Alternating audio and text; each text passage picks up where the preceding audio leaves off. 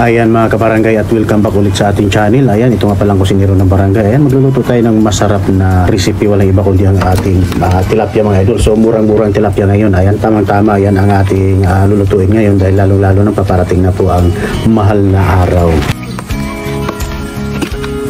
Siyempre dahil alam nating pagmahal na araw, isda po ang kalimitan kinakain ng ating mga babayang mga Katoliko, Kristiyano mga idol. So ayan, magluluto tayo ng masarap na tilapia. Walang iba kundi ang tilapiang putsero.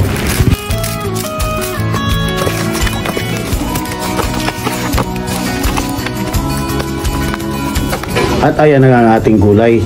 Pinakita po natin ang ating sangkap na gulay. At syempre bago ang lahat, para maging masarap iprito muna natin. Ayan, inuna nga natin pagprito ang pinakaulo niya para unang-unang matusta. Ayan.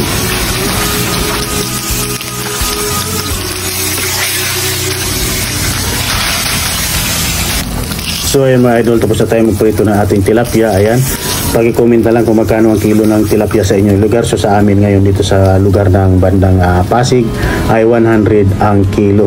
Ayan, pero hindi mismo sa palengke Pasig kundi sa dito lang po sa may mga talipapa, 100 po ang kilo. Tilapiang Batangas, at ito po ay napakasarap na tilapia. So ayan, ginisa na po natin ang ating bawang, syempre yung sibuyas.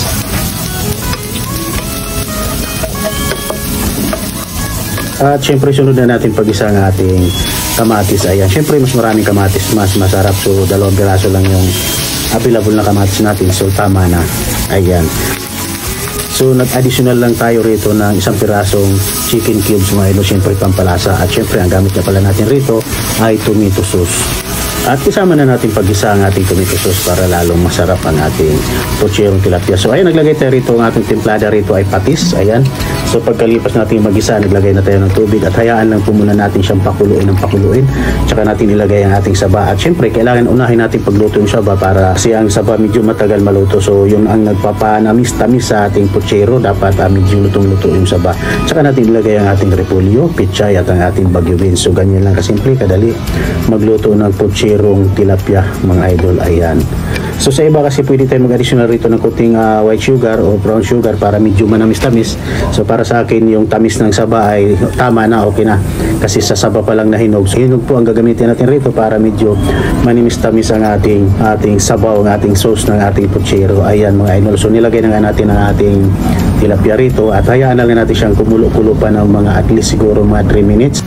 So ayan, pagkalipas ng 3 minutes ay hinangon na natin ang ating putserong tilapia. Ay ilalagay na po natin sa ating plato. Ayan, talaga namang napakasimple, napakadali gawin pero napakasarap, malinamnam ang ating putserong tilapia mga idol. So sa mga gustong mag-additional lang konting cornstarch para malapot-lapot ang kanilang sauce, sa inyo na po yan. So ako hindi na po naglagay. So depende na rin po yan sa nagluluto. Ayan mga idol.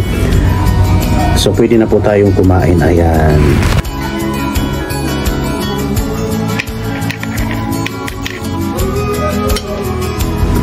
At sa mga gusto nga palang umorder ng ating bagnet bagoong mga idol, ayan. So wala pang nagsisend sa atin rito na kung sino man yung nakareceive ng kanilang order sa Shopee o sa Lazada.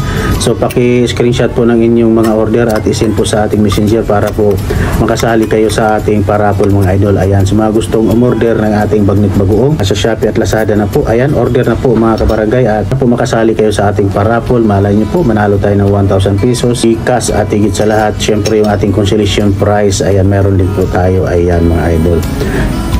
So mamaya pagka-upload nito ilalagay natin ang comment section. Sa comment section ng ating link ng Lazada at sa Shopee at pwede na tayong umorder. Ayan mga idol. At maraming salamat po muli sa inyong lahat.